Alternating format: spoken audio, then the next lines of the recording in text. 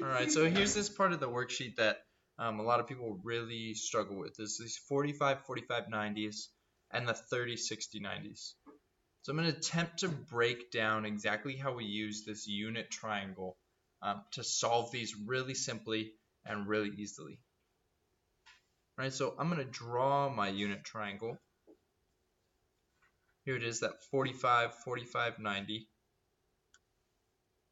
And I just know that if this side is x, and remember x can be any number. That could be 1, that could be 2, that could be 400. Then this other side is also going to be x. Now an easy way to remember that is that these two angles are the same, so these two sides are the same. So now these two sides are the same, but we have this hypotenuse, this last side. And that hypotenuse is just the leg times the square root of 2. An easy way to remember that is there are two 45s, so it's the square root of 2. And we'll see why it's not 2 in a minute when we look at the 30, 60, 90s. So now that we have our unit triangle, we know that if we are going from a leg to the hypotenuse, we times by square root of 2. And if we are going from the hypotenuse to the leg, we divide by square root of 2.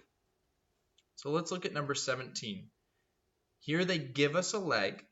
I know because it's across from a 45-degree angle, and it's not the longest side. So I know that this leg is congruent to this other leg. In other words, y is 10. And I know that to find the hypotenuse, I simply times by the square root of 2. So my answer is 10 square roots of 2 for x. Well, let's look at number 18 now. They don't give us a leg anymore. They give us a hypotenuse. And the hypotenuse is 9 square roots of 2. Well, if I'm looking at my unit triangle, I can clearly see that if I have a square root of 2 attached, the leg is simply whatever's in front of that square root of 2. So I might automatically know that this is 9. Well, let's say I didn't notice that. What I do know is that to go from hypotenuse to the leg, I need to take the hypotenuse and divide by the square root of 2. Well, these square roots of 2 are going to cancel out, and I'm just left with 9. Well, I know that the legs are congruent, so y is also 9. Alright, let's look at number 19.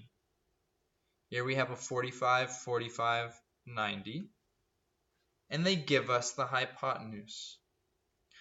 Notice this time the hypotenuse doesn't have that telltale square root of 2. But we know that to find the leg, we just divide by the square root of 2.